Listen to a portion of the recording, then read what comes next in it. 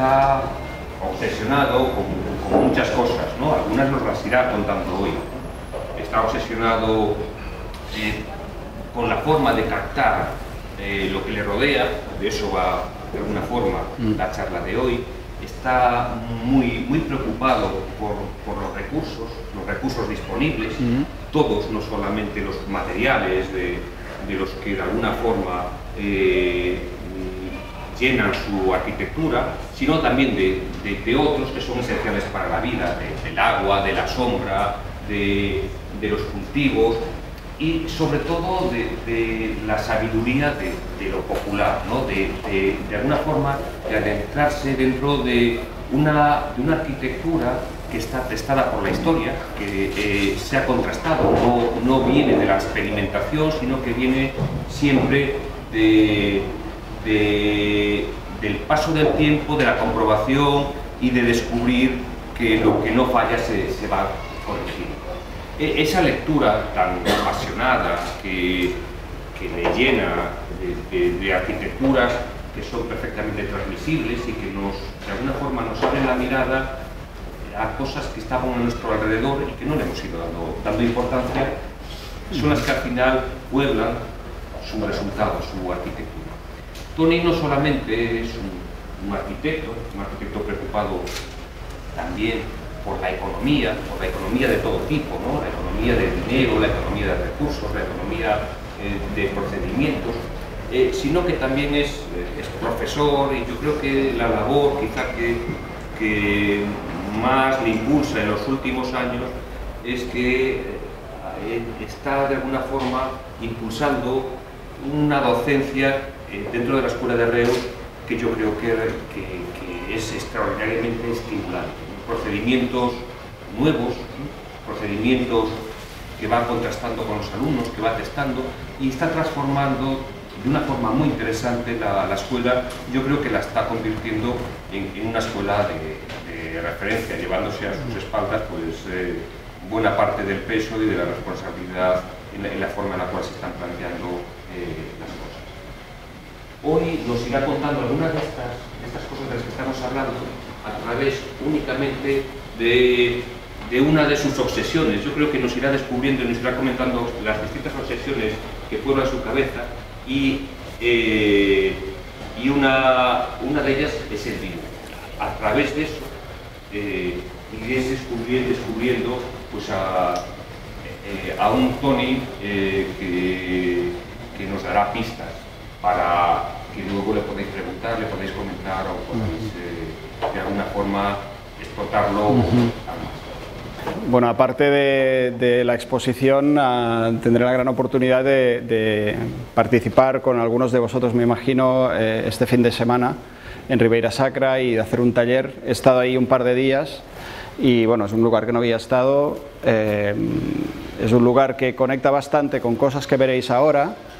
De ahí también, al saber que tenía que hacer la exposición y a la vez el taller en un lugar como es Ribeira Sacra, de sabiduría ancestral, de una lógica aplastante, de una antropización del medio como muy coherente, me gustaba contar esas 12 miradas que se proponen, ¿no? En un contexto que también la exposición se contextualiza, esas 12 miradas, de una manera que conectase con cosas que están pasando aquí como en el otro extremo, en Poniente, ¿no? O sea, mientras lo que veréis ahora pasa en Levante, en la salida del sol, en la parte más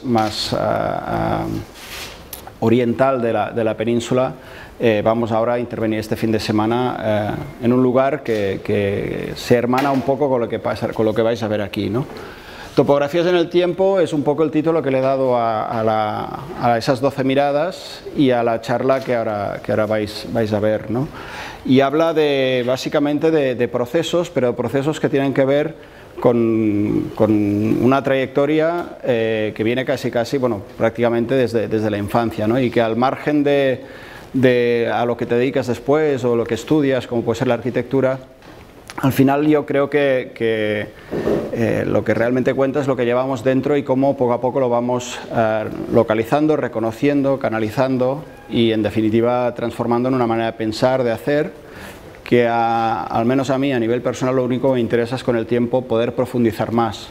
no llegarás seguramente nunca a nada concreto, pero intentar profundizar en la esencia, en el origen de determinadas cosas que poco a poco vas reconociendo desde lo subjetivo, pero que con el paso del tiempo pues puedes llegar a entenderlas de una manera más objetiva, ¿no?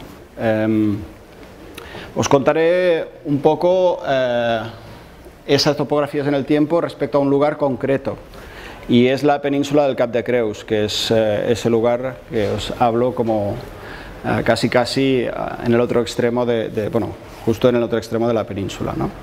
Empiezo de alguna manera ese lugar que reconocemos en un contexto pues global, en relación a unas condiciones que tienen que ver con todo el planeta. Carlos antes hablaba de los recursos, podemos hablar de los elementos naturales, de los ciclos vinculados a la biosfera, de esos elementos naturales.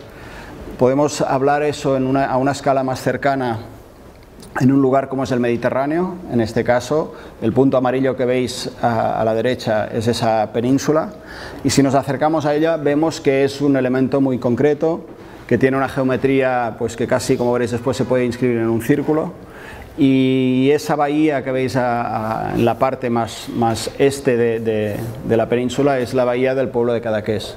Yo ahí tengo una vinculación pues prácticamente desde que nací. He pasado mucho tiempo y seguramente los momentos más intensos de mi vida tienen que ver con ese lugar, con lo cual eso, bueno, seguramente después también se traduce en maneras de hacer, de pensar, de entender la vida y por defecto la arquitectura o las cosas que acabas produciendo, ¿no? Bien, pues en ese lugar, que tiene una entrada, o durante muchos siglos ha tenido su entrada principal por el mar, porque funciona como un cul-de-sac, ¿no? Es prácticamente una isla, llegas por un cañón entre dos cerros y bajas por una carretera de curvas y llegas a ese lugar que es final de camino, ¿no? Y tienes que volver atrás por el mismo, ¿no? Y esa es la parte por donde se ha comunicado pues, con el resto de la península. Incluso había gente que antes, a finales del 19, había ido a América, a Cuba, etcétera, que no al interior de la península, o en este caso pues, la provincia de Gerona o Barcelona, etcétera, ¿no? Bien, pues ese lugar que veis aquí en este dibujo y ese faro que veis a la izquierda, es un lugar que se encuentra en el límite entre dos elementos como es la tierra y el agua, ¿no? Esa condición de límite es un tema pues, que condiciona mucho la experiencia en ese lugar, y esa costa recortada que veíais genera siempre con una serie de espacios intermedios que permiten vivir esa condición de límite y esos espacios de transición entre los dos elementos como es la tierra y el agua. Agua que a su vez tiene la condición de temporalidad, de topografía, que con el tiempo, con periodos de tiempo cortos, puede modificarse a una intensidad bestial, ¿no? Como por ejemplo ese faro que veis que está a unos 20-25 metros de altura, puede tener situaciones reales como esta, ¿no? Esa salpicadura de esa ola está a 20-25 metros de altura. O ese temporal de octubre, en lo que se llama la Costa Brava, cuando llega al pueblo puede tener escala de este tamaño, ¿no? Veis ahí la punta del baluarte. Y esa misma punta del baluarte de defensa, donde está el ayuntamiento de Cadaqués, en otros momentos, por ejemplo en el mes de enero, y en una foto que ahora veréis de hace 100 años, cada mes de enero pasa esto, ¿no? Hay esa calma blanca, la cual después volveremos a retomar como desaparición prácticamente de la topografía, ¿no? O sea que es un lugar variable, la idea de temporalidad, ¿no? Pues en ese lugar, en el mar, tuve, bueno, una experiencia de infancia que la cuento en la exposición, y en la cual las 12 miradas se vinculan con esta experiencia, en un momento donde estaba haciendo algo que habitualmente con mi padre, y más bien en verano, realizábamos, como era ir a pescar, con una técnica muy sencilla como era el volantín. Salíamos con la barca y nos íbamos al Cap de Creus desde el pueblo que veis aquí, de Cadaqués. Salíamos por la costa, íbamos costeando hasta llegar al faro del Cap de Creus. Nos metíamos detrás de la isla de Serrata, tiene forma de ratón, y alineados con el faro íbamos saliendo hacia el exterior hasta que la isla de Messina triangulaba con el faro de Calanans, que es el otro faro a la entrada de la bahía de Cadaqués, ¿no? Eso lo hacíamos habitualmente aquí en este punto, y a 70 metros de profundidad había buena pesca, pescado de roca, y un día estábamos ahí, uno de los dos aguantaba los remos, la corriente, y controlaba que las señas no se movieran, y el otro pescaba. Era un trabajo de colaboración entre los dos pescadores, ¿no? Un día de repente, mes de agosto, entró una niebla muy fuerte desde el Golfo de León, en Francia, por aquí, y mi padre, yo tenía unos 7 años, mi padre, al ver que iba desapareciendo la costa, puso en marcha el motor y metió la proa en dirección al faro, para después ir costeando, ¿no? Yendo para atrás el recorrido que habíamos hecho, pues si habíamos estado pescando aquí, ir para atrás, ¿no? Y acercándonos al pueblo, ¿no? Pero claro, no veíamos nada de eso que estáis viendo, ¿no? Es decir, la única referencia que había era el tiempo. La topografía era plana, esta calma que estáis viendo aquí, no había horizonte, y la única referencia es decir, hemos de tardar máximo 10 minutos. Habían pasado 15, 20, 25, entonces empieza a generar una cierta angustia, porque quizá el timón, no había GPS, no había en esa época, o al menos no llevábamos nosotros, con un pequeño variación del ángulo podías estar yendo hacia Mallorca, ¿no? Y bueno, la angustia se podrá nosotros. Nosotros creíamos que daríamos la vuelta a Punta Suliguera, pasaríamos por Escucurucuc, llegaríamos al pueblo, ¿no? Y entraríamos en la bahía, ¿no? Pero nada de eso sucedió, porque cuando llegamos ya al cabo de una hora, de repente se abrió la cortina de la niebla, apareció un acantilado negro y una mancha blanca arriba de una construcción, ¿no? Y dijimos, bueno, el faro del Cap de Creus, ¿no? Nos acercamos más y precisamos y vimos que esa construcción era el faro de Calanans, justo el que había al otro extremo, ¿no? de esas señas marcadas en rojo. Es decir, ahí de repente esa distorsión que había pasado de relación en vamos a llegar al faro de Cap de Creus y te encuentras que has ido al otro, pues dio un poco la explicación a esa hora de recorrido que hicimos en esta especie de deriva. Podría ser alguna como esta, no sé por dónde pasamos realmente, pero de casualidad fuimos a parar aquí, ¿no? Perdidos en medio de la niebla, ¿no? Fue una suerte, no hubo ningún problema más, entramos en la bahía, se acabó el verano y ahí quedó todo, ¿no? Pero ese invierno tuve repetidamente una pesadilla que iba recurrentemente apareciendo, ¿no? Y en el sueño llegaba a Cadaqués, podía llegar volando, podía llegar por mar, como fuera, y cuando llegaba, todas estas piezas que veis aquí, la isla de Sarrata, por ejemplo, me encontraba que se había desplazado y estaba dentro de la bahía, o que la roca de Escucurucuc, que está siempre en el horizonte como haciendo de vigía del pueblo, se había ido para el Cap de Creus, o los cabos eran bahías, o lo de la derecha estaba a la izquierda. Es decir, pasaban situaciones como estas, o más bien como esta, ¿no? que empezaban a dislocarse las condiciones geográficas en ese sueño pesadilla, y con lo cual me despertaba pues como muy nervioso y con malestar por vivir esa situación, ¿no? Bueno, eso fue un año, pasó ese invierno, después me olvidé de eso, y años después, ya cerca de los 25 empecé a dibujar compulsivamente de memoria, lo cual me relajaba ese lugar, ¿no? Y llevo ahora actualmente más de 500 dibujos, siempre dibujos de pequeño formato, como los que tenéis en las 12 miradas, que son 12 de esos dibujos elegidos. A la izquierda tenéis un dinacero donde hay como una carta náutica, pero lo que son topográfico de tiempo, donde hay puntos de algunos de estos dibujos con la fecha y una altura aproximada respecto al mar, de donde están realizados. Siempre son realizados de memoria, no estando ahí, y cuando hago eso me relaja, ¿no? Bueno, no sé yo por qué lo hago aún, ni nada, y bueno, es alguna de esas obsesiones de las que dice Carlos, a lo mejor, ¿no? Bueno, este es un mapa diferente a aquel, es el que hice en otra ocasión. Son estos puntos que veis, si te acercas más pues tienen la fecha, tienen la cota respecto al mar y hacia dónde va la mirada, ¿no? En ese impresión, ¿no? Podríamos hablar de impresionismo, pero impresionismo como sedimento de tiempo, ¿no? Desde la memoria no quieres tenerlo delante y simplemente filtrar lo que tu experiencia en relación a ese lugar, con la relatividad que tiene el tiempo a lo largo de pues de lo que lleves de vida, te lanza como mensaje. Eso es lo que me interesa de esos dibujos, ¿no? Os paso algunos muy rápidos, ¿no? Porque entiendo que no se tienen que leer cada uno en sí mismo. A la izquierda hay en pequeñito una fecha, ¿no? Pero que están como mezclados. A lo mejor aquí se han juntado por temática, pues a veces me paseo por el pueblo, a veces me paseo de día, de noche, por el Cap de Creus. La mayoría son la geografía, ¿no? Entro poco en el pueblo, ¿no?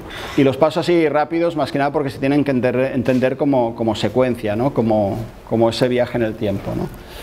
Y desde hace pues 3, 4, 5 años, pues ya cuando tengo poco tiempo para hacer esto, pero cuando lo tengo, ahora en estas vacaciones, 10, 15 días me he propuesto hacer bastantes, tengo la necesidad de hacer gran formato.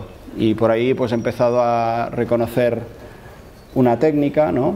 Y que es el carbón, y bueno, ya empecé hace un tiempo, ahí hay un paro 3 puestos. Estos aún son de pequeño formato, de tamaño libreta, de diferentes momentos, se va insistiendo, se va pasando sobre un mismo lugar.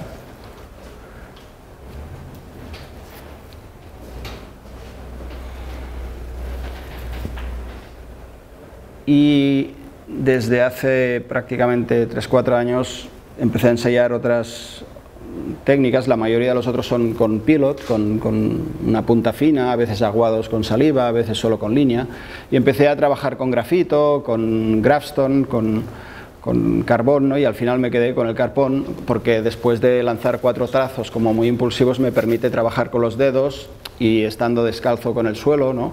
Y ahí me encuentro cómodo, y ahora tengo la necesidad de empezar a hacer así, ¿no? O sea, no hay cosa pequeñita, y por eso pues buscar cartones reciclados y lanzarme un poco más al gran formato, ¿no?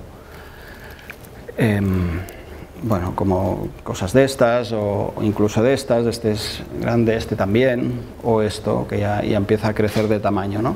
Bien, pues esta experiencia es la que de alguna manera he contado ahí, contextualizando, con 2 experiencias más, o 2 registros más, como topografías en el tiempo, que están también al principio de la expo, ¿no?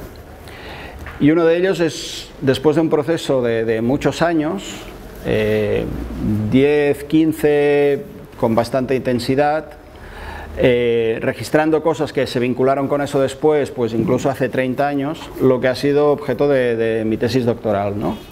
Y que simplemente, mientras ahora habéis visto bastantes situaciones en ese límite entre tierra y agua, en el mar, lo que vais a ver ahora tiene que ver con la tierra, ¿no? Y con esa topografía en el tiempo que modificaron pues personas del lugar en un tiempo concreto que ahora veréis, ¿no?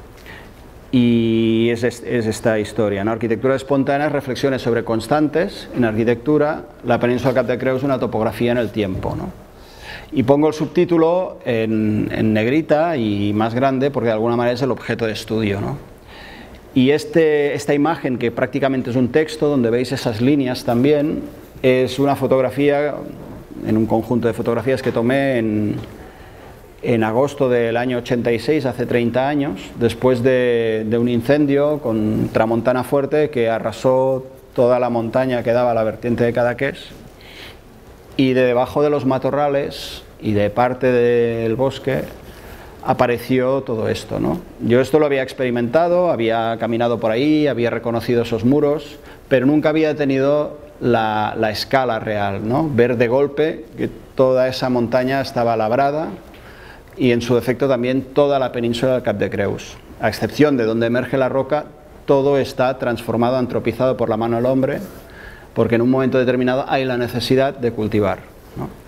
Y ahí empezó otra obsesión, ¿no? Que al final concretó con la tesis doctoral. Y eso es a lo que me he dedicado, ¿no? Siempre, cuando no concretaba el objeto de estudio, pues la idea era fijarme en las arquitecturas de los no arquitectos, precisamente porque precisamente ahí no se puede especular, se están jugando la vida y la gente tiene que cumplir la habitabilidad sí o no. Yo entiendo la arquitectura, que es arquitectura del momento en que trabaja con la habitabilidad, gestiona la habitabilidad, propone habitabilidad, igual que los médicos de alguna manera trabajan con la salud, ¿no?, de las personas. Nosotros trabajamos con la habitabilidad. Si esa habitabilidad no se cumple o colocas el material no adecuado y estás a 40 grados debajo de ese material, para mí eso no es arquitectura, ¿no? Y esto que estáis viendo aquí, el de la izquierda con la inercia térmica de la Tierra, en la montaña Honan con la gestión del agua, en Pakistán la gestión del viento dominante para enfriar las casas, o en África esa materia vegetal para protegerte del fuego, cumplen esas cosas, ¿no? O actualmente un 80% de las personas en el mundo que viven en lugares como estos, ¿no? En lo que se llama asentamientos informales, pero que precisamente si cartografiásemos esas arquitecturas veríamos que la lógica con lo que se trabaja es aplastante, ¿no? Y ellos lo que hacen es trabajar con el excedente que ese primer mundo que veis ahí en Río de Janeiro deja, ¿no? Y con eso construyen sus lugares donde habitan. Y de ese tipo de arquitecturas, con un solo material y en seco, como es la piedra, es de lo que vamos a hablar ahora como topografía en el tiempo, ¿no? Una tradición que nos viene desde el Neolítico y que en Cadaqués y en todo el Cap de Creus, posiblemente con los romanos empieza a aparecer una tradición mediterránea del cultivo de la viña, pero que en las partes más elevadas, igual que en Ribeira Sacra, hasta que no empiezan en el caso de Cadaqués, a ocupar el territorio interior con la llegada de los monjes benedictinos en Sant Pere de Roda. Aquí tenéis San Pedro de Roca, ahí San Pedro de Roda, y después la ocupación interior de ese territorio por el peligro que generaba las invasiones árabes en toda la costa, colocando los primeros masus, ¿no? Las primeras masías interiores. No hay la necesidad de conquistar el plano inclinado de ese Prepirineo, ¿no? Bien, pues esa península, que aquí la tenéis solo con la topografía natural previa a la presencia del hombre, está inscrita en un hipotético círculo, círculo que es el objeto de estudio de este trabajo. Esto sería el área del parque natural, esa sería el área de los diferentes municipios. Nosotros trabajamos únicamente con el elemento geográfico, que tiene pues una serie de cuadrantes, de los cuales podemos llegar a determinar que 6/8 partes corresponden a agua y 2/8 a su vinculación como istmo al continente, que de esas 6/8 partes del círculo son 30 kilómetros, pero el recorte de costa son 104, con lo cual muestra esa geografía. Geografía que tiene unas pendientes, que aquí están divididas en baja, media y alta, en que cuando hay la orogenia alpina eso pliega y genera estas pequeñas cordilleras o sierras, que son las que permiten la erosión por viento y la erosión por agua, porque tiene pendiente, generan todos estos caminos del agua, que son las rieras y los diferentes cursos, que suman cerca de 300 kilómetros, pero es lo que realmente da la vida, que tienen un final en las playas que tienen una cierta composición al final por sedimentación y por erosión fluvial. Vemos que en el lado de Cadaqués aparecen esos puntos negros con esas piedras características de esas playas, mientras que en Rosas y en Port de la Selva predomina la arena, o la arena gruesa, la arena fina. El eje axial de esos Pirineos, que cierra en esta punta. Antagónicos que aparecen, el nacimiento del sol arriba en el noreste con el viento de gregal en el Cap de Creus, y en el suroeste, justo como si un dedo hubiese apretado, aparece una bahía, que es la bahía de Rosas, con el viento de Garbí opuesto, ¿no? O en Port de la Selva, en noroeste, tenemos esta pequeña bahía y justo en su opuesto el Cap Norfeu, o el Gulfet con la punta Falconera, o Cadaqués con el resto del continente. O sea, aparecen situaciones que al vivir tienes condiciones antagónicas de asoleamiento, de acantilados o de lugares recogidos como son las bahías, ¿no? Etcétera. El viento, el sol, y las primeras ocupaciones con esas piedras ya en el Neolítico, con los primeros dólmenes que cumplen las condiciones con ese mismo material, se colocan a 45 grados respecto el viento del norte, sitúan la entrada de las cámaras de esas sepulturas entre sureste y suroeste, los túmulos, construcción tumular con piedra que construyen alrededor, la llegada de los griegos, que empiezan a cruzarse con los indígenas del lugar, ¿no? Ahí aparecía el Cap de Creus, esa cordillera, y un bosque que nos llegaba desde el Neolítico, un bosque mediterráneo con pino, encina y roble, ¿no? Bosque que se mantiene hasta el siglo VIII y que se empieza a talar para salir a combatir a las invasiones árabes entre el 8 y el 13 y después siguiendo con la piratería turca en el 16, etc. Pues cuando llegan los benedictinos en el 9 empieza este bosque a desaparecer y en la Baja Edad Media del 10 al 15 ya desaparece del todo, ¿no? Al desaparecer esa cobertura vegetal, el sol en verano arrasa, los troncos no retienen el agua y no hay un sotobosque, con lo cual el agua arrasa, y el viento, la tramontana también, ¿no? Con lo cual en la Baja Edad Media era un lugar en el cual no crecía nada y estaba prácticamente yermo, ¿no? Llegan los monjes benedictinos en el 9, San Pere de Roda. Ese lugar se mapifica pues, aquí en el siglo XIII, las invasiones turcas, las invasiones, la piratería turca, las invasiones francesas con Luis XIV, el sitio de Rosas. Tiene una conciencia del mapa del lugar, el dibujo de cómo ese lugar es registrado, pues también es objeto de este trabajo. Veis siempre que aparece esa gran pared, esa cordillera que divide a un lado del otro, ese lugar aislado del que hablábamos antes. Las primeras trazas agrícolas que en un mapa del 17-18 pues se dibujan tímidamente, y las ocupaciones interiores en lugares donde las condiciones de habitabilidad lo permiten, ¿no? El alejarse de la costa porque ahí estaba el peligro, y esos masus que aparecen siempre vinculados a un prado y al curso de agua, a una riera, ¿no? Este es Sallobatera, por ejemplo, sección muy vertical, con lo cual construye la era en la parte superior, con esas piedras, lajas de pizarra de 2, 2,5 que sacan de la propia pendiente y terraplenan, excavando y terraplenando, y cantidad de ejemplos que aparecen en estos lugares interiores, ¿no? Esos masos cumplen una serie de constantes, rompen el viento en norte, colocándose en diagonal, y se abren de sureste a suroeste siempre aprovechando el sol. Generan una retícula de puntos que en el tiempo, en 1000 años han llegado a haber hasta cerca de 500, aquí hay registrados unos 80, vinculados siempre con el curso del agua y los principales prados, pero lo que hacen es establecer una red de caminos entre ellos, que es la que veis a la izquierda, que llega en su momento a medir hasta 230, 240 kilómetros, a diferencia del modelo actual, que es el que está en la derecha, que mide solo 60 kilómetros y lleva de esos núcleos de población donde ahí todo está concentrado, apostando únicamente por el turismo, ¿no? Redes de caminos que con el tiempo van siendo abandonadas, ya no se utilizan por los animales, etc. Ahora es un parque natural, la gente a veces pasa por ahí, y debajo de la actividad actual de nuestra sociedad que no reconoce estos lugares y que son un patrimonio bestial, como veréis después.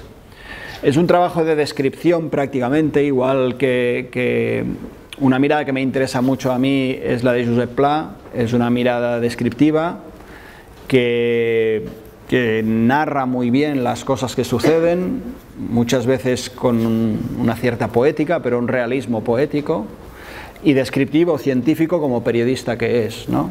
Me interesa esa mirada, ese tipo de literato en cuanto a la arquitectura. También se vincula con la ciencia, se vincula con el arte, en el reconocer cosas y activarlas, ¿no? Yo creo que él con sus descripciones reconoce algo y lo activa y lo transmite muy bien, ¿no?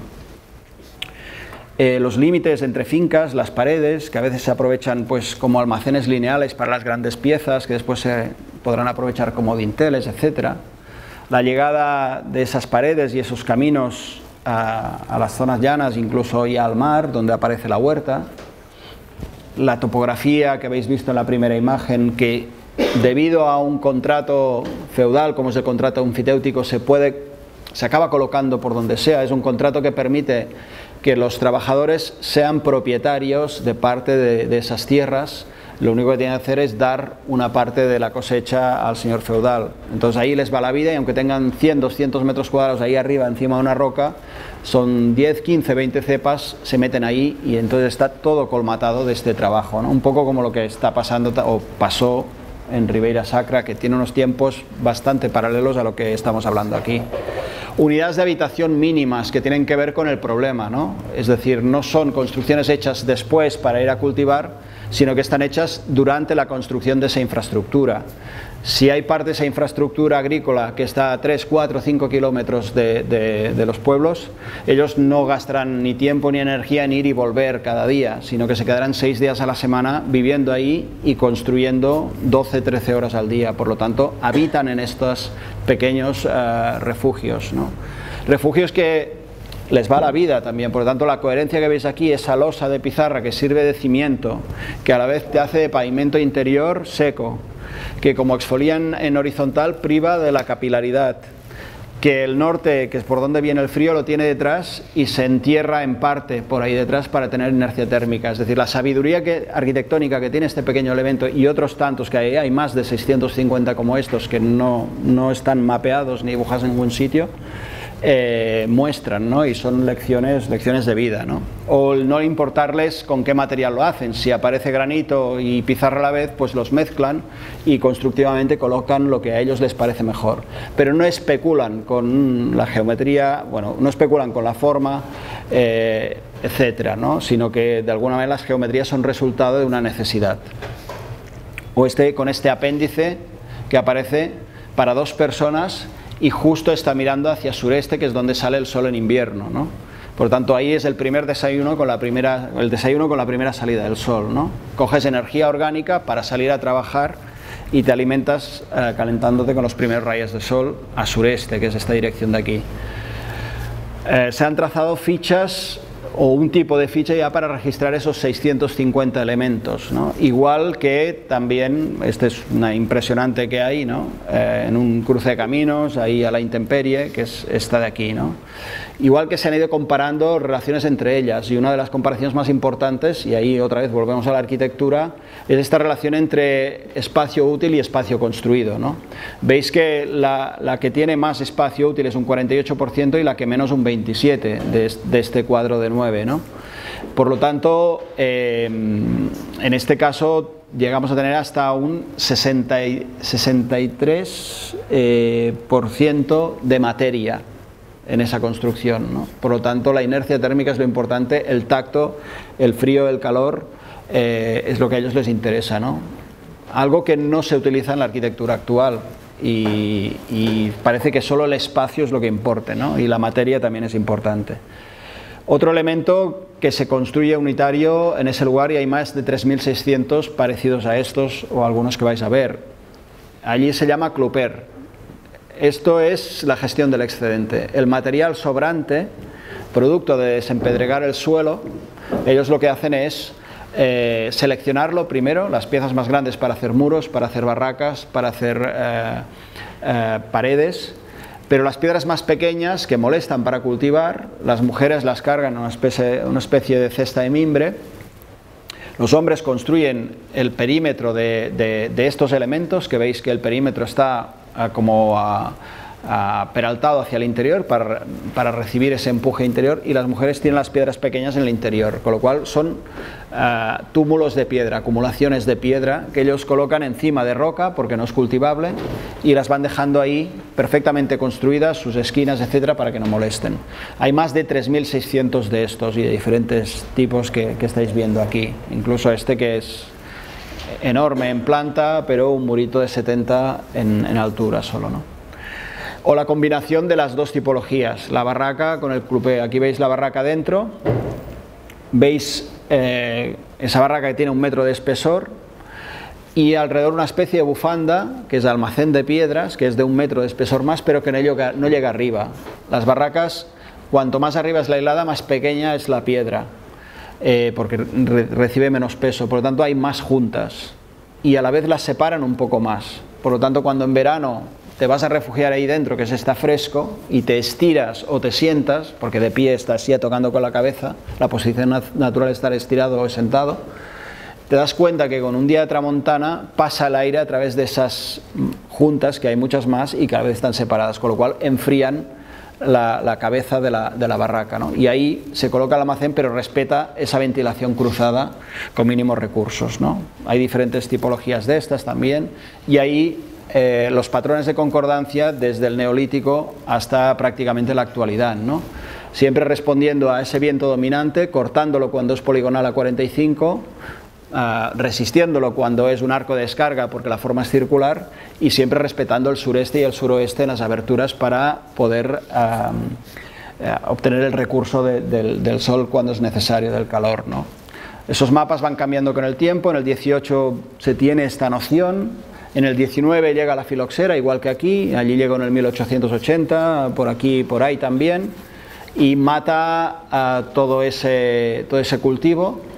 Aparece en ese momento, al desaparecer la viña, pues como aquí también pasó, se cultivan olivos y empiezan desde el final del 19 el olivo, hasta que en el 56 ahí hay una gran helada que mata los olivos también, pero a la vez coincide con la llegada del primer turismo de los años 50, ¿no?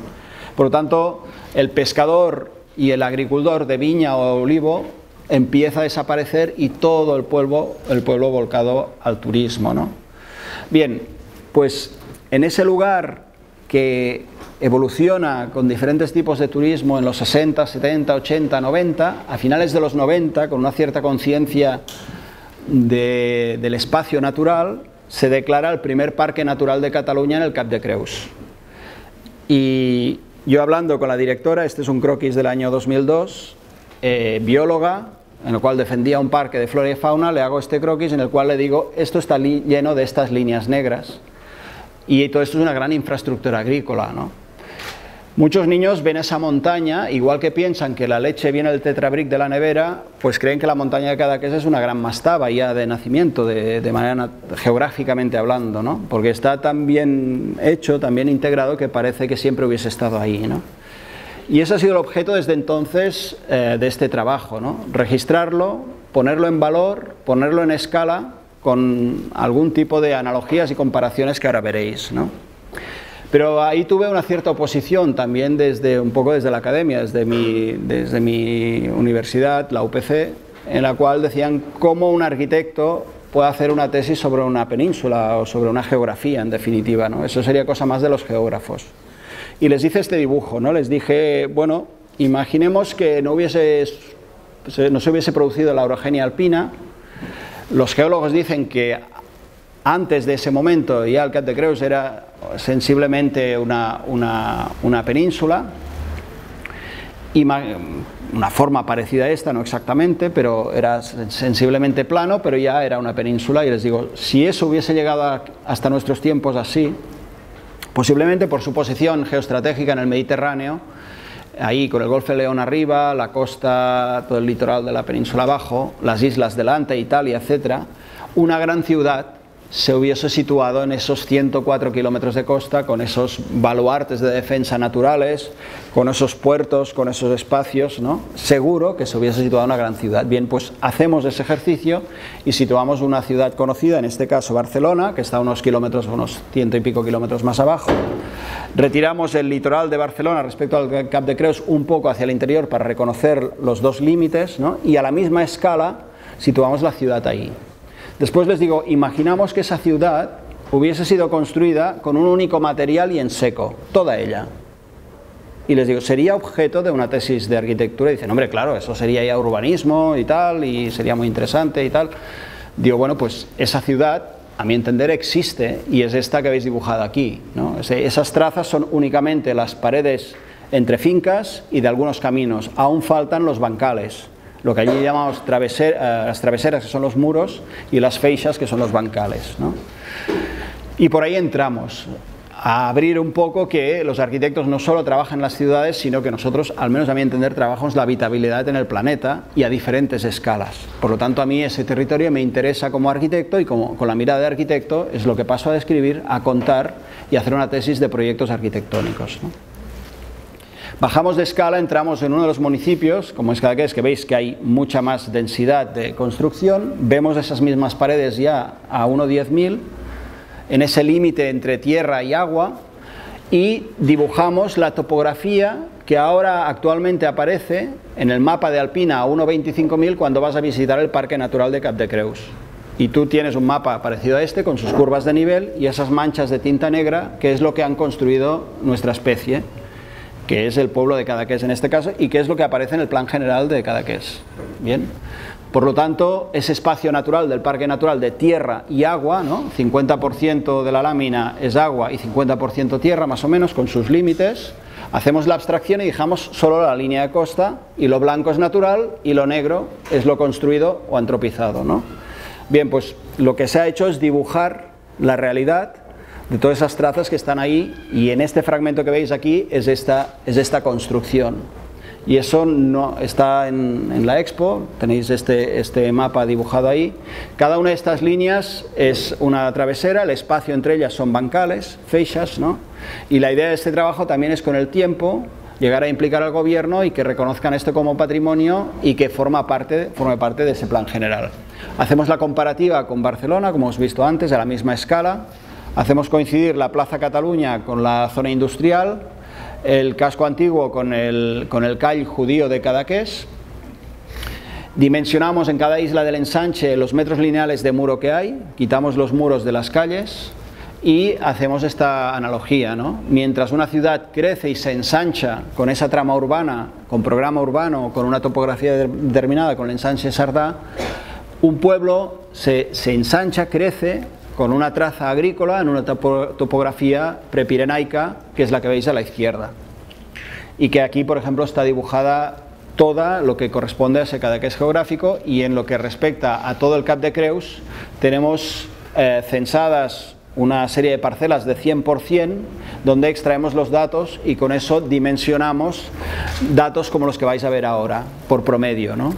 La idea ahora es encontrar recursos para acabar de hacer este mapping los próximos 5, 10, 20 años de una manera adecuada, y que todo este patrimonio esté como mínimo dibujado y cuantificado y puesto en valor y en escala.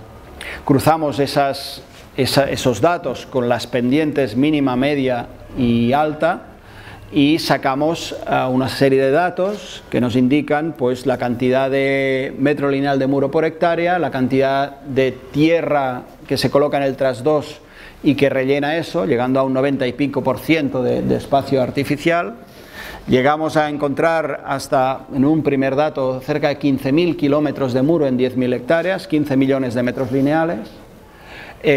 Situamos también todos los puntos de las barracas, de esas construcciones son más de 650, la distancia en las que están, las más grandes normalmente están a las afueras del pueblo. Vemos la densidad poblacional de esos elementos, lo mismo con el excedente, los clupés.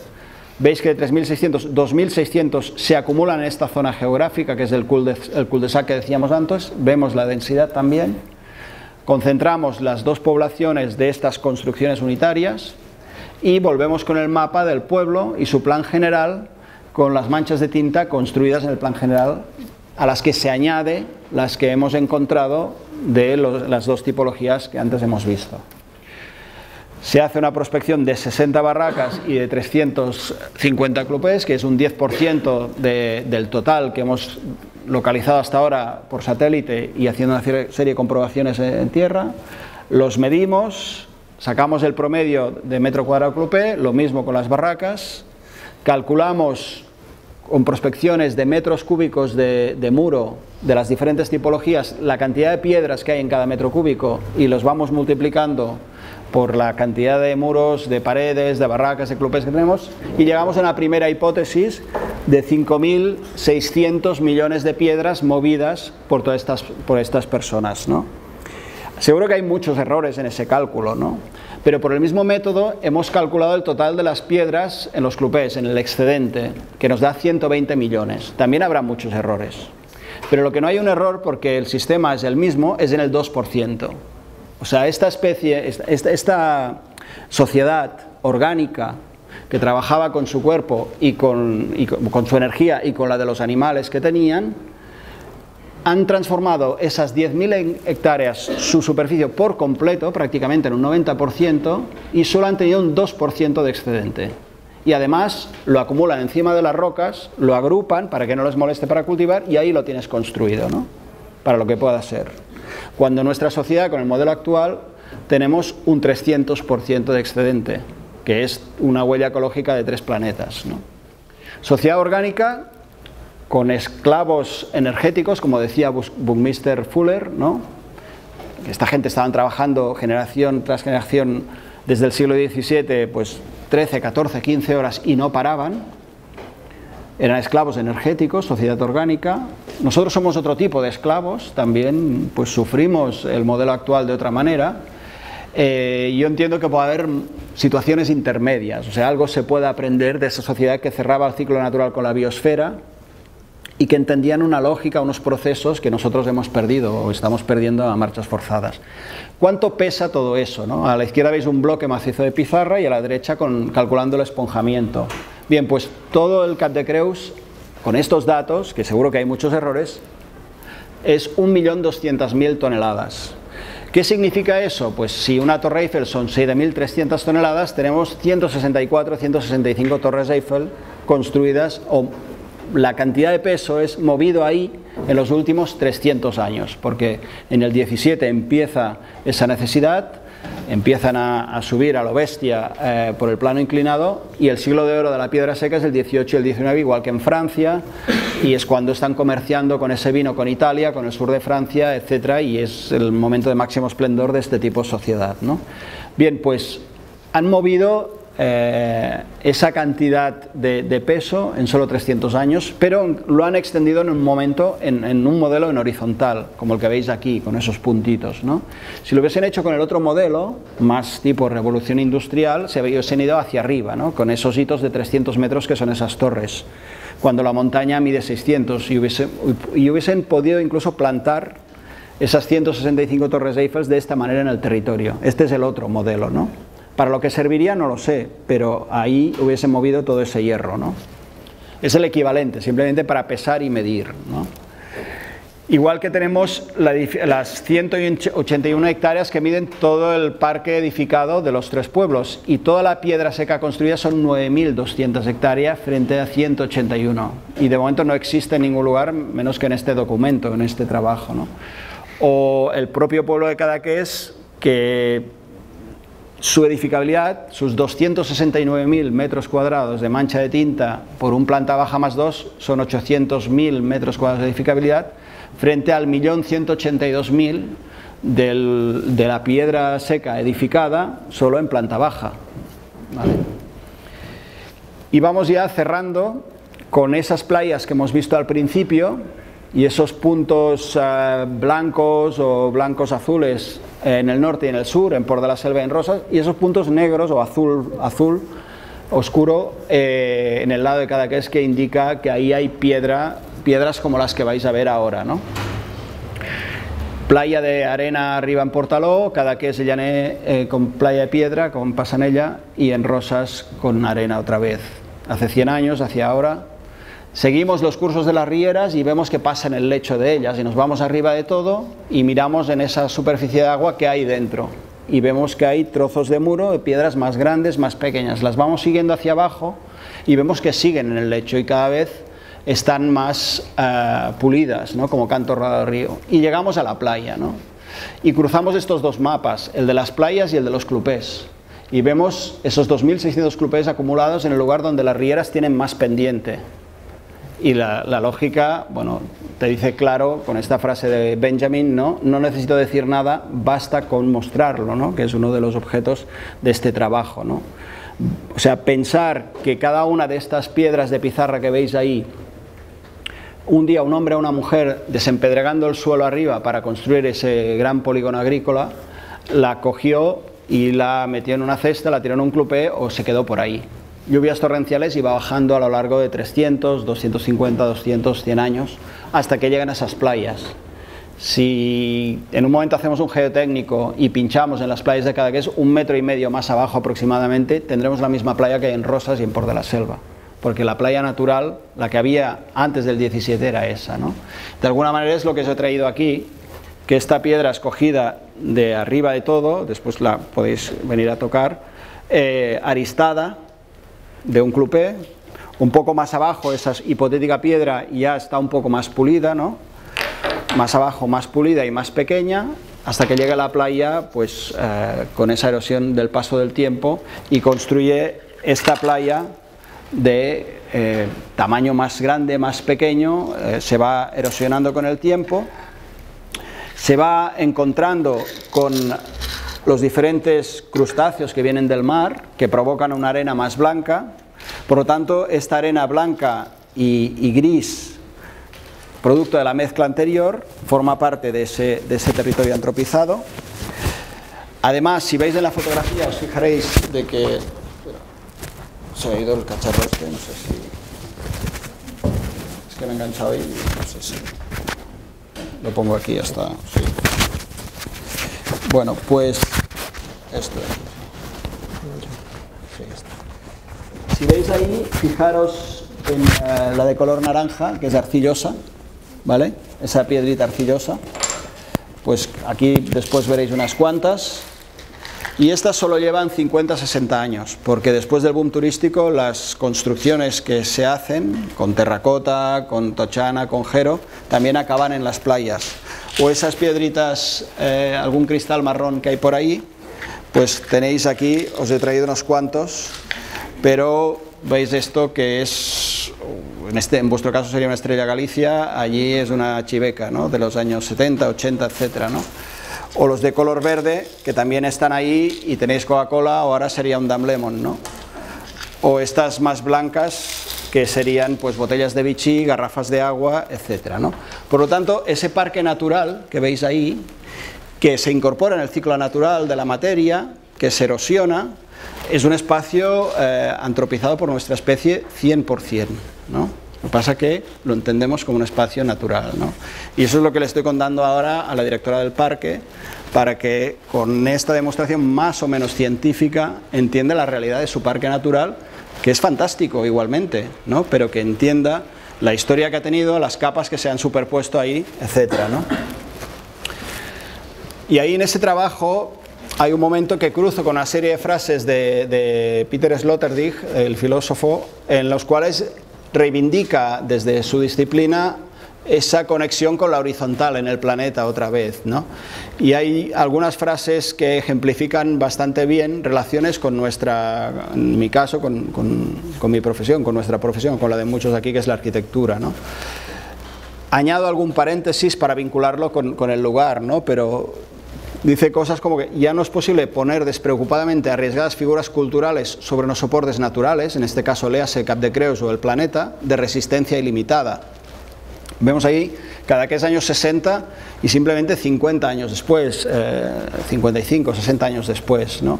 Desde que podemos contemplar el planeta de vista satélite, lo que antes era la base, léase el suelo, la tierra, se ha convertido en el problema. Ahí estamos con estudiantes de Reus, que mencionaba Carlos, midiendo, en este caso, Sayugatera, entendiendo cómo se colocaron ahí, con los recursos que tenían, por qué hicieron las cosas, por qué cambiaban la dirección de la piedra en la era para que, al ser un terraplanado artificial, pudiese desaguar por esos infinitos mechinales, etcétera, ¿no? Y Sloterdijk habla de solo podremos sobrevivir gracias a un nuevo gesto constructivo realizado por seres humanos que hayan comprendido que la protección del escenario es el argumento de la obra, pero no una protección en el sentido estricto, sino en entender esa coevolución con el medio y de alguna manera entender las cosas que nos vinculan con él, y como la arquitectura aparece como un elemento de mediación, cruzando con el concepto de habitabilidad, ¿no? O el excedente, ahí veis ese valle de los dinosaurios con esos clupés esperando ahí, que es la gestión del excedente, que es la base, es el fundamento de toda la gestión adecuada del excedente, ¿no? Si desde siempre toda construcción ha necesitado de una base, ahora la base ha pasado a depender de la construcción. Ahora se debe contemplar con reserva todo fundamento, porque la base puede ceder, ¿no? O la construcción o deconstrucción de la Torre Eiffel, ¿no? Las energías que creían poder realizar sobre la base finita de la Tierra el proyecto infinito de la modernidad se ven de pronto dramáticamente mermadas.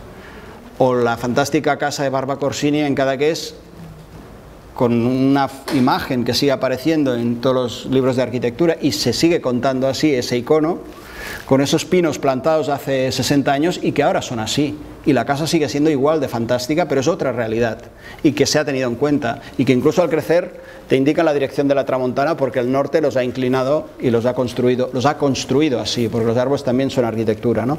Independientemente de lo que pueda representarse, léase, construirse, todavía sobre el viejo escenario de tierra, esta irá adquiriendo protagonismo, es decir, el paso del tiempo de lo que nos rodea.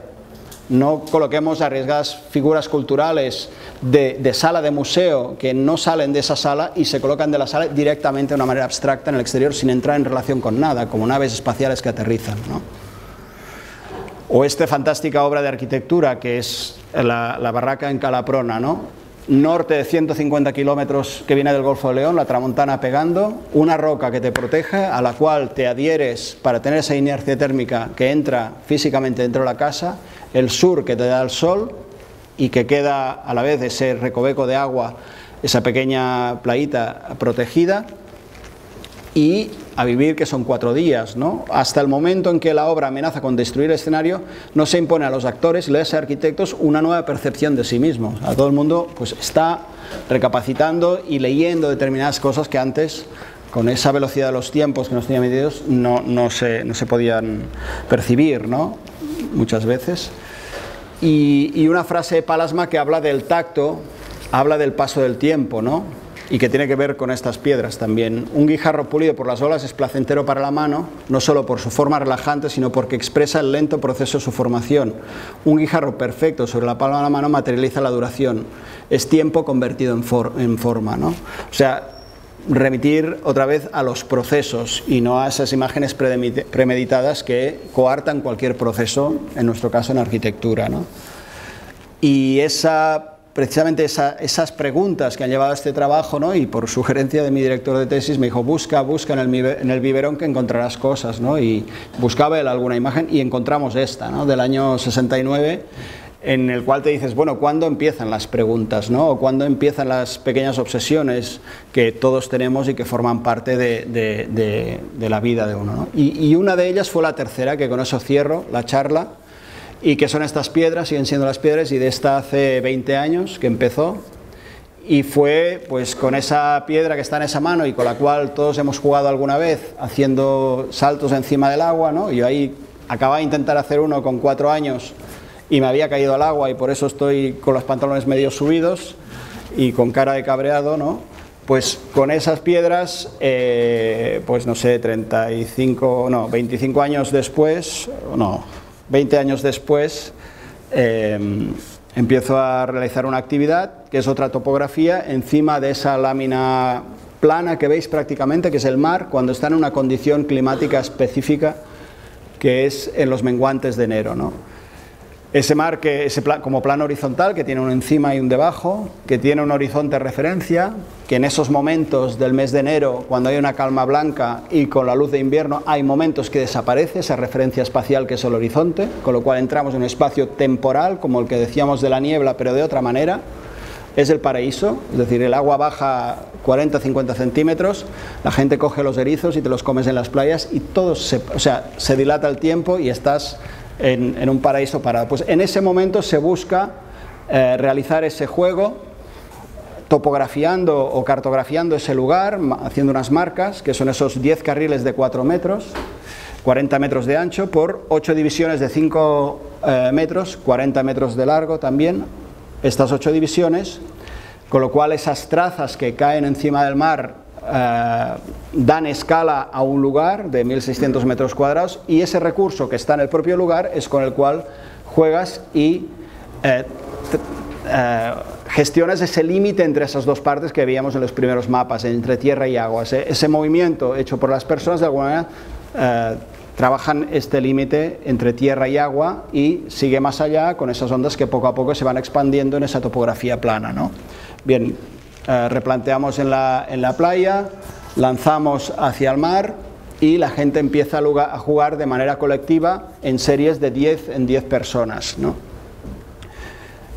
Con parte de este material después se recicló y se ha colado esto aquí, pues se hizo una barandilla con esas cuerdas y después de 5 años, pero esas varillas plantadas en la playa y la cuerda tensada en el año 95, cuando empecé con este proyecto, había la idea de intentar registrar esos movimientos con otra disciplina, con algo que hablase del paso del tiempo, y imaginariamente aparece ese pentagrama encima del agua, ¿no? Que es imaginario, solo está en una tabla de puntuación, ¿no? Que es donde las personas, después de jugar, su último lanzamiento es el que entra en el juego, de manera que la distancia, esas 8 divisiones corresponden a una octava musical, la distancia te da un tono y el número de botes, de 1 a 2 blanca, 3 a 4 negra con punto, negra, corchea, etc. El número de botes te da el tiempo, con lo cual cada persona lo que hace es dejar una nota con su participación que se va acumulando por orden de inscripción de manera casual, ¿no? Tal cual han llegado en la playa. Y esas series de 10 en 10 van generando un registro acústico que al final de la jornada suena o bien en un ordenador o bien alguien que ha venido a tocar lo que sale después de 3 horas de actividad. Algún día me gustaría, pues, a nivel espacial, entender y hacer simultáneamente esa acción en 3 lugares muy distintos, como es la playa mayor de Cadaqués, la Platja Gran, una playa intermedia como Saconca, o Esperafet, que tiene solo 50 metros de ancho, para ver cómo ese elemento de 88 puntos amarillos de 1600 metros cuadrados altera la condición del lugar en función de su condición esencial, que es la escala que tenga, ¿no? Para después simultáneamente interpretar los 3 registros y que de alguna manera se acabarían uniendo en medio de la bahía, ¿no? Bien, pues con todo ese material de 20 años, que son esas 960 personas, 960 notas generadas, propongo hace 1 año y medio, este año ha sido el 20 aniversario, a un amigo que es director de orquesta, que él gestione esos datos y con ese material fabrique un enunciado para que una serie de compositores trabajen en base a ese enunciado cada una de las piezas de cada uno de los años, ¿no? Ellos lo transforman y con la suma de esas composiciones, que ya no registros acústicos sino composiciones musicales, Francesc Llongueras genera la Sinfosuite Passanellas 20, que es una pieza de 60 minutos en la cual va sumando desde la del año 96 hasta el año 2015, y con esa diversidad de compositores, desde por ejemplo Joan Puig, que tiene 80 años y es un abuelo del pueblo, Pau Riba, que es intérprete pero que no sabe, Francesc le ha ido un poco porque tampoco compone mucho, o Maurici Villavecchia, que es un compositor profesional de verdad, o Ana Bofill, que es arquitecta pero que hace música contemporánea, es decir, personajes muy variados en su idea de lo que es la música, igual que es muy variada la gente que aparece casualmente en la playa a producir ese material que es la base de ahora su trabajo. Pues se generó este invento, ¿no? Lo que veis en verde son una serie de interludios entre las piezas de Passanellas que Francesc coloca y que pertenecen al cancionero más profundo de Cadaqués, como es la Sardana Cap de Creus, el Pinzell d'Encruanyes, todas esas músicas, canciones populares que veis ahí, que interpretan 70 voces del coro de Cadaqués, entre niños, padres y abuelos, que son las franjas verdes que van enlazando de pieza en pieza. Y eso se interpretó la tarde del 16 de abril, por la mañana se hizo la acción del 16, y de alguna manera todo ese proceso, la forma final de ese proceso, que en este caso es esta pieza, se entregó al pueblo simbólicamente, ¿no? También, de alguna manera, en muchas analogías, entender que nosotros generamos un soporte con la arquitectura y que es la actividad, el paso del tiempo, lo que al final le da la forma final y el uso de las cosas, ¿no? Bien, ya para cerrar, esta casualidad, que es la que de alguna manera ha generado todo este proceso en base a unas reglas del juego que en relación al lugar en su día pues se proyectaron. Simplemente algunas imágenes de los 20 años con una de los registros, la del año 98 creo que apareció, que se interpretó en la playa en el año 98, ¿no?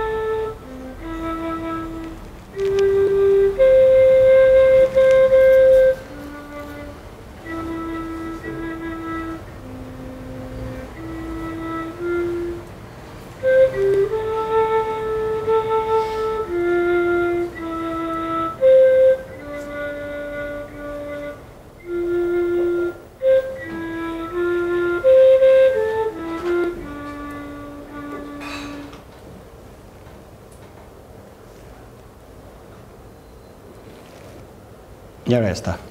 Muy bien. Gracias.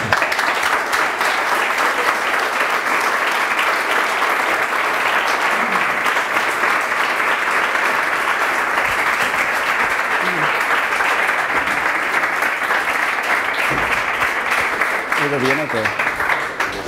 Si tienes más problemas con la academia, seguro que como ilustrador, como historietista y como músico, te buscarías más bien Bueno. Después de esta radiografía, ¿no? Un escáner, no sé cómo llamarlo, ¿no? Entiendo lo que es el amor a la tierra, felicidades. Y segundo, ¿tiene sentido, a lo mejor es una barbaridad lo que te voy a preguntar, pero tiene sentido seguir llamándole parque natural cuando habría que llamarle parque, no sé, antropológico? Bueno, la misma pregunta le podemos hacer al planeta, ¿no? En el año 93 hice un máster de paisajismo como alumno y decían que solo había un 2% del planeta natural en el año 93. Ahora ya no hay nada, ¿no? Yo creo que al final nosotros pertenecemos a ese lugar y si entendemos nuestra especie como una especie biológica, como el resto de especies que coevoluciona con ese medio, pues lo vamos a alterar, lo vamos a modificar, pero siempre en un ciclo que forma parte de él y que no se impone, ¿no? Yo creo que desde la revolución industrial, precisamente, y un dato científico es la gestión del excedente, no cerramos el ciclo, sino que crecemos exponencialmente con un nivel de entropía pues que va hacia el infinito, ¿no? Y que nos lleva incluso a, para mí, entender modestamente una falsa idea de progreso y de evolución de la especie, ¿no? Que incluso ahora en el 21 pues los posthumanos, ¿no? O sea, incluso plantear sustituir nuestras neuronas por circuitos electrónicos, ¿no? Que no es ciencia ficción, ya es negocio eso y ya ahí vamos, ¿no? O sea, que antes de 20-30 años ahí están esos 8.000 posthumanos controlados todos y esos 8.000 millones de posthumanos y esos 2.000 millones de primitivos humanos que tienen otro tipo de evolución, introspección o como se llame, ¿no? Y es una realidad. Entonces, a ver, yo creo que es cuestión de llamar parque natural, no parque natural, creo que es una cosa del 20 ya, ¿no? Yo creo que hay que hablar de coevolución con el medio y nuestra especie está capacitada por hacerlo porque lo ha hecho muchas veces. Y hay muchos lugares del planeta que esos primitivos humanos siguen haciéndolo. Nosotros somos los mutantes que llaman los aborígenes australianos, ¿no? Pero bueno, hablaría de coevolución, ¿no? Que le llamen como quieran, es el Cap de Creus. Lo que pasa es que si reconocen eso, pues es una nueva capa que está ahí y que de alguna manera, si entras en la franja de tiempo que nuestra sociedad, por desgracia, no la percibe en estos momentos, que te permite disfrutar de esa infraestructura al tiempo que lo corresponde, no entrando arrasando con máquinas y que la producción manda y el negocio manda, sino el tiempo como valor de cambio, truecar tiempo y estuviésemos en otro modelo de sociedad, podríamos volver a disfrutar de esa infraestructura que otros dejaron para nosotros en una perfecta, o sea, sería un paraíso para vivir. Ahora, con otra longitud de onda de tiempo que esta sociedad de momento no sabe, no está en ella, ¿no? Ya veremos hacia dónde vamos, ¿no? De momento dejo ese soporte ahí lo tenéis y ya está, ¿no? Ese es un poco el objetivo de ese trabajo, ¿no? Dejar esos mapas de ese nuevo continente o de ese nuevo lugar, ¿no? Yo a los políticos les digo, mira, me he ido con una barquita de remos ahí y he venido con estos apuntes. Dadme los recursos para hacer los mapas bien hechos. Y yo creo que tener eso cartografiado y puesto en escala demuestra que es una pieza, que además me interesa, hay muchos lugares con piedra seca en el Mediterráneo, pero precisamente por su condición geográfica de prácticamente un círculo, ¿no? Es un objeto en sí mismo de 10.000 hectáreas y podemos hablar de geografía humana, ¿no? Y bueno, a través de la geometría adquiere el carácter de lugar o de objeto, ¿no? Muy característico, ¿no?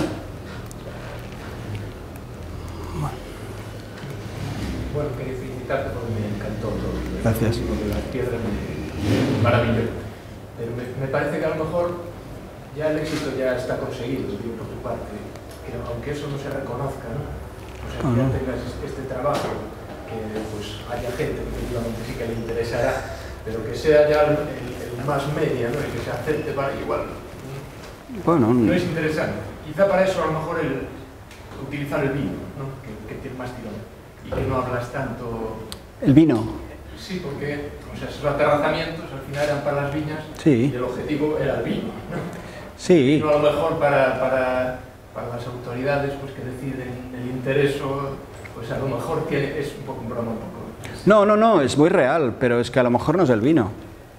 Pero la infraestructura vinculada con las condiciones de habitabilidad está ahí. Es decir, tú ahí tienes 650 barracas, por ejemplo, que están perfectamente colocadas, de las cuales 400 aún están en perfecto estado y las otras 250 con una pequeña rehabilitación las tienes. Yo me imagino de aquí 10, 15 años, actualmente ya, parte de la sociedad que quiera llegar a ese pueblo con una huella ecológica baja, que quede en un grupo de 10 y suben con la Sarfa a mitad de abril, con el estallido de la primavera, porque su trabajo se lo permite y no tienen que estar ahí encerrados en julio, agosto y currando así, con estrés y tal, y pueden decir, me voy a disfrutar del estallido de la primavera al Cap de Creus, y que ahí hay un propietario que, pues no sé, por lo que se mida entonces, 30 euros por intercambio de algún tipo de historia, te deje estar durmiendo en esas condiciones en lugar que simplemente desbrozas, limpias un poco, nada de internet, ni un suelito de madera, ni una puerta de coña, ni todo esto, ¿no? Sino vivir la inercia térmica a pelo, dormir ahí como el que hace un bivac en una tienda de campaña, pero en esa barraca que tienes una inercia térmica perfecta, en un momento del año intermedio, como es primavera o otoño, con unas temperaturas de coña, a 5 o 10 minutos andando, bajando una riera fantástica del agua, que tienes tu playa privada, porque en ese momento va poquísima gente por ese lugar, que está ya la lavanda, que está ya la ginesta, que bajan los cursos llenos de aguas torrenciales de primavera que acaban de llover, los pájaros, o sea, y que alguien va a vivir eso, y que no está ahí tampoco todo el día chateando, o sea, hay que... Pues así yo creo que puede existir, ¿no? Y esa infraestructura está ahí.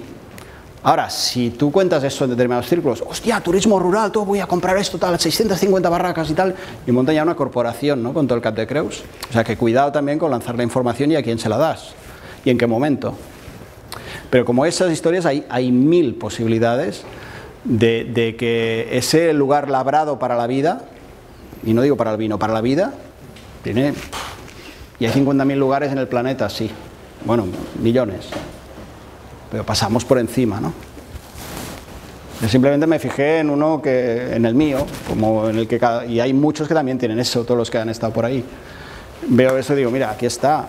Y el objeto de este trabajo es ese. Y yo creo que tiene que llegar a más. Ahora, también voy con cuidado cómo se cuenta y dónde se cuenta, ¿no? Y lo que dices de los mass media es peligroso también, evidentemente, porque la idea de transformar algo en producto es lo inmediato en la sociedad actual. O sea, en arquitectura, en tal, o sea, al final todo acaba siendo un producto y de momento que se transforma en producto, se consume y se tira ya. Y es el peligro, pero esto lo cuentas también, que digo, a ver si pero no, bueno, esa es mi duda, pero bueno. Viene el hilo del marketing y te lo vende eso, vamos. Bueno, yo estuve en Ribeira Sacra y te cuentan los vinos y los romanos y no sé qué, ¿no? Y los romanos, bueno, sí, a lo mejor pasaron por aquí, pero sacro, de monasterios sacros, o sea que es medieval, seguro, y a partir del 12 y los muros igual del 15 para aquí, ¿no? Y después está la filoxera que todo desaparece, ¿no? También.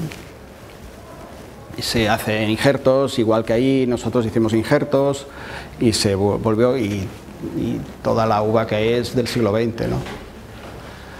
Pero el marketing es el marketing, ¿no?